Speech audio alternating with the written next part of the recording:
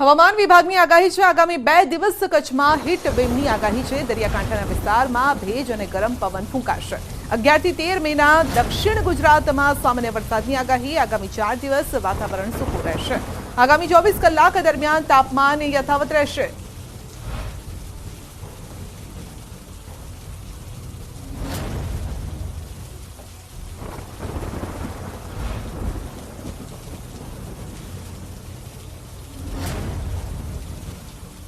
अगले आने वाले 5 दिनों की अगर हम बात करते हैं तो मुख्य तौर पर गुजरात में मौसम ड्राई बना रहेगा। साथ ही साथ अगर हम बात करें मैक्सिमम टेम्परेचर की तो अपने नोलार रेंज में बना रहेगा।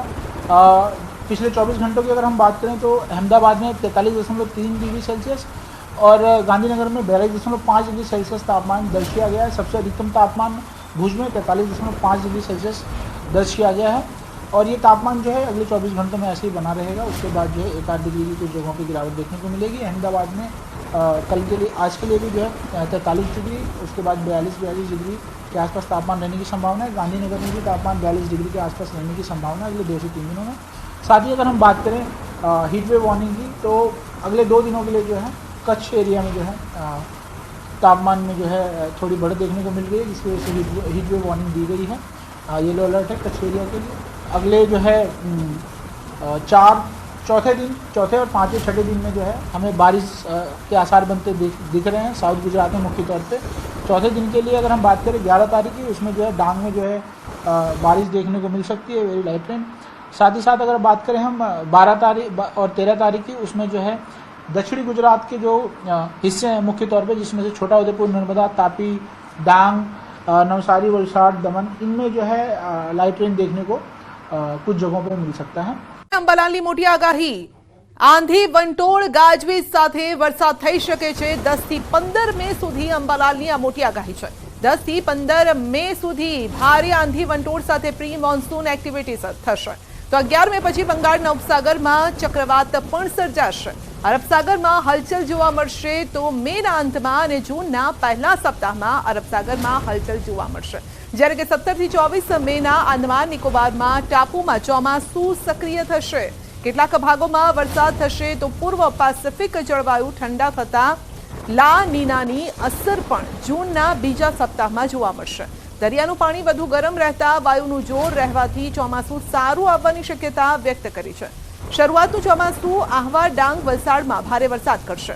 સૌરાષ્ટ્રના ભાગો જૂનાગઢ અને અમરેલીમાં વધુ વરસાદ થશે।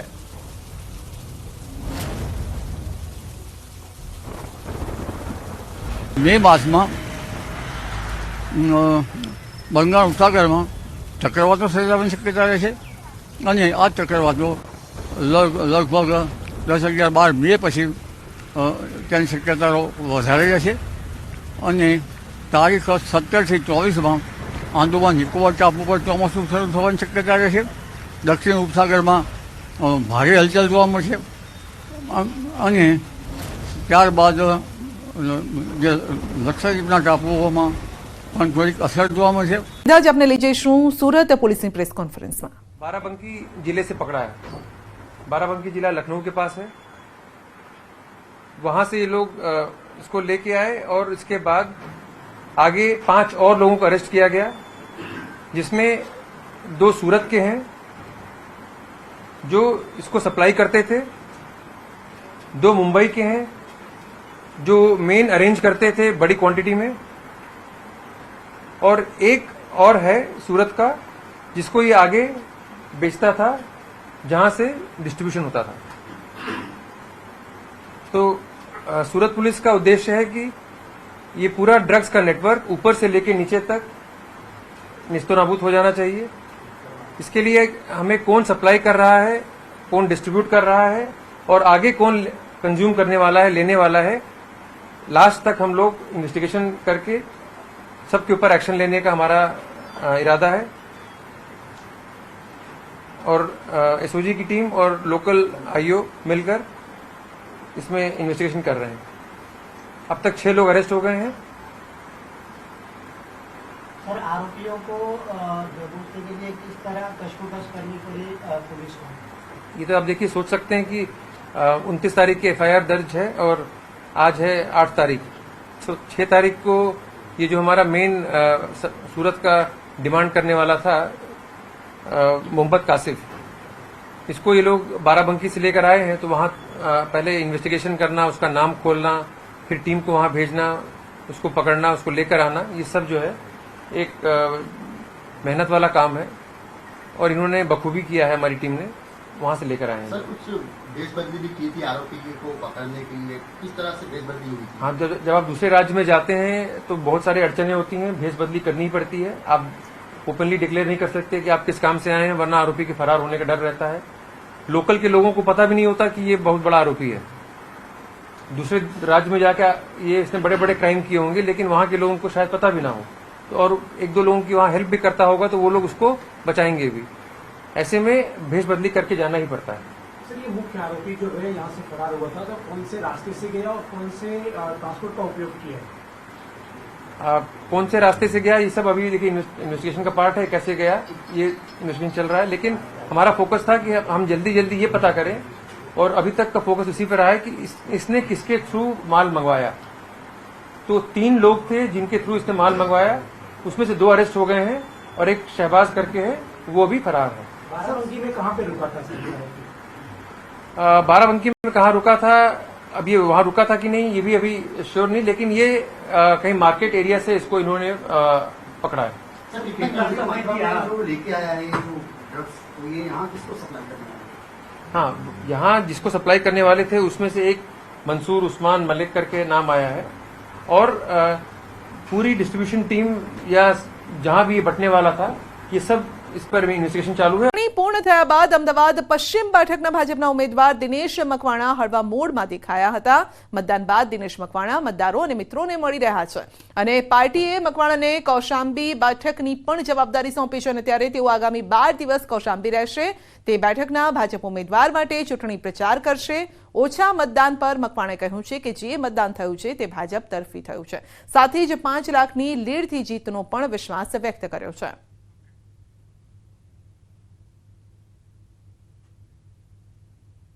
લોકસભા ચૂંટણીનું 3જા તબક્કાનું મતદાન પૂર્ણ થઈ ચૂક્યું છે। 3જા તબક્કાની અંદર અમદાવાદ પશ્ચિમ બેઠક ઉપરથી ચૂંટણી લડતા દિનેશ મકવાણા આપણી સાથે, તેમની સાથે વાત કરીશું। કેટલાય દિવસથી દોડધામ હતી, બધું હતું, કેટલી રેલી કરી, શું કર્યું ને અત્યારે હાલ હળવાશની પળો માણી રહ્યા છો, લોકોને મળી રહ્યા છો, હળવાશથી મળી રહ્યા છો, શું કહેશો? લગભગ 2 મહિના ને 7 દિવસ ચૂંટણીનું પર્વ ઉમેદવાર ડિક્લેર થયા પછી કાલે ચૂંટણીને પૂર્ણ થયા સુધી લગભગ બધી વિધાનસભાની અંદર અમારે 7 થી 8 વખત જવાનું થયું અને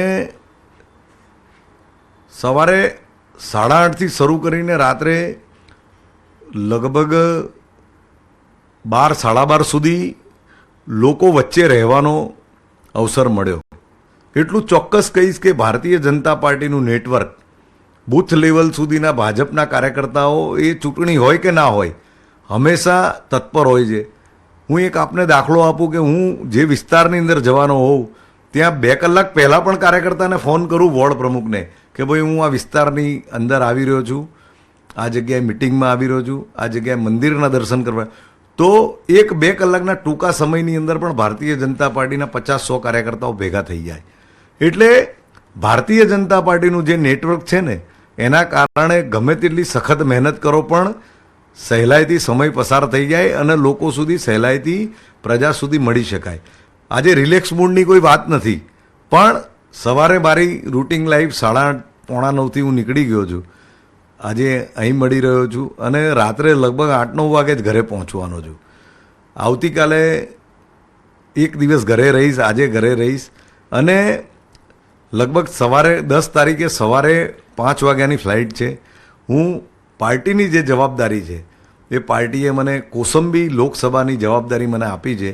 કોસંબી લોકસભામાં એક વિધાનસભાની મને જવાબદારી મળવાની છે। લગભગ હું 12 દિવસ ત્યાં પાર્ટીના પ્રચારના કામ માટે જવાનો છું। દિનેશભાઈ, આમ જોવા જઈએ તો સુખદ સમય રહ્યો આખો, પરંતુ મતદાન હતું ગઈકાલે, ઓછું મતદાન થયું છે, એને તમે કેવી રીતે જોઈ રહ્યા છો, શું માનો છો? સ્વાભાવિક વાત છે, અમારી અપેક્ષા કરતાં ઓછું મતદાન થયું છે, પરંતુ પહેલો બીજો તબક્કોમાં પણ ઓછું મતદાન થયું હતું। પણ ગરમીના કારણે ચોક્કસ મતદાન ઓછું થયું છે, એ સ્વીકારવું રહ્યું. પણ 54% મતદાનમાં મને એટલો વિશ્વાસ છે કે જે બી મતદાન થયું છે એ ભારતીય જનતા પાર્ટીની ફેવરમાં થયું છે. કેટલા માર્જિનથી જીતવાની આશા સેવી રહ્યા છો? કારણ કે પ્રથમ વખત તમે ચૂંટણી લડી રહ્યા છો. તમારી જગ્યાએ કિરીટભાઈ હતા, 3 ટર્મ હતી, એની સામે તમે પહેલી વખત જ આ ચૂંટણી લડો છો. શું કેટલું આંકલન કરી રહ્યા છો?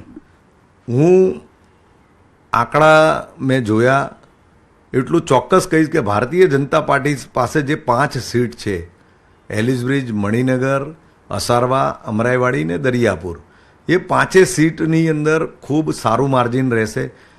જે મત પડ્યા છે એમાં માહોલ જોઈને કાર્યકર્તાઓને ખબર પડી જાય છે, માહોલ જોઈને અમને ખબર પડી જાય છે. તો એટલું ચોક્કસ કહીશ કે ભાજપના બૂથ ઉપરનો માહોલ જોતા એટલું ચોક્કસ કહીશ કે મણિનગર, એલિસ બ્રિજ, અમરાઈવાડી, અસારવા અને દરિયાપુરની અંદર એ ખૂબ જંગી લીડો અમદાવાદ પશ્ચિમના ઉમેદવારને મળશે. અને બાકીની જે 2 વિધાનસભા કોંગ્રેસ પાસે છે, જમાલપુર ખાડિયા અને દાણેરા, તો એ બંને સીટોમાં પણ આ વખતે અમે માઇનસ નહીં જઈએ, અમે 5,000 પ્લસ થઈશું. મિલાકર અમે સરવાળો જોઈએ તો 5,00,000ની લીડ ચોક્કસ અમદાવાદ પશ્ચિમ ઉમેદવારને મળશે. ચોક્કસથી તો 5 લાખની લીડથી જીતશે તે પ્રકારનો આશાવાદ વ્યક્ત કરી રહ્યા છે. હળવાશ આ 2 દિવસ કરશે અને ત્યારબાદ તેઓ બીજા 4 ચરણની ચૂંટણી બાકી છે, ત્યાં તેઓ જતા રહેશે ને ત્યાં તેઓ ચૂંટણી પ્રચારમાં જોડાઈ જશે. તે પ્રકારની વાત આ દિનેશ મકવાણા જે છે તે કરી રહ્યા છે. કેમેરામેન હિરેન શાહ સાથે ગૌતમ શ્રીમાળી, ન્યૂઝ 18 ગુજરાતી, અમદાવાદ.